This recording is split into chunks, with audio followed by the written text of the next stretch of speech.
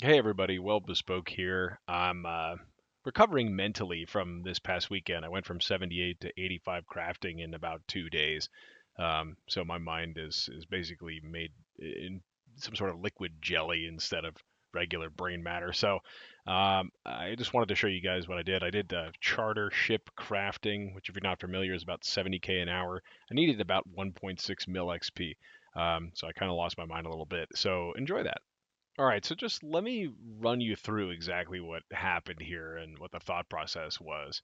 We were struggling at Zolra, and then initially we thought, this is what we're working with. It's not too great, right? And then we decided to go for this. And so I was like, okay, greater accuracy, more damage. But we ended up with this. Um, and hey, that's even better because that gives us a nice max hit and percent damage increase. And so maybe it won't be so much like this. Um, so we decided to get 85 crafting and then boost up later. So I guess we'll just, pick a charter ship location, maybe something that's in the members world, and then I mean it'll be kind of slow. Deja vu, I just been in this place before. Higher on the street, and I know it's my time to go. Going new, and the search is a mystery. Standing on my feet, it's so hard when I try to be me. Whoa, deja vu, I just been in this time before. Higher on the beat, and I know it's a place to go. Going new, and the search is a mystery. Standing on my feet, it's so hard when I try to be me. Yeah.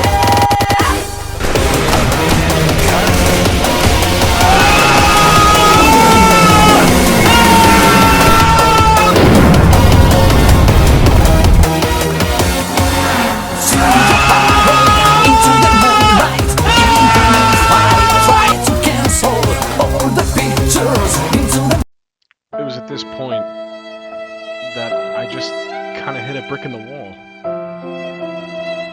I don't know. Maybe lantern lenses weren't the way to go. Maybe I should make something else. This looks like a good spot.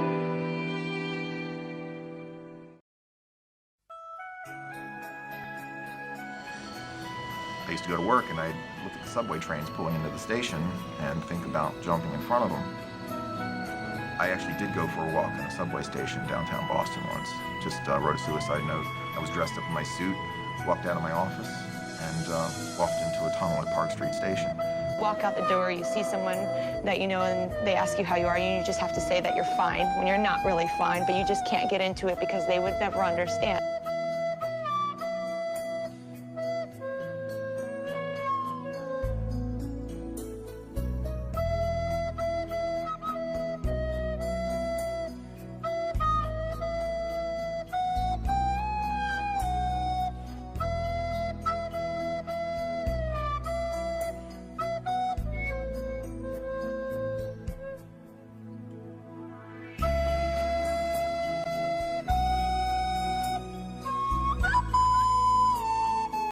So if you want to make six figures, you can't just be talking about you want to make six figures.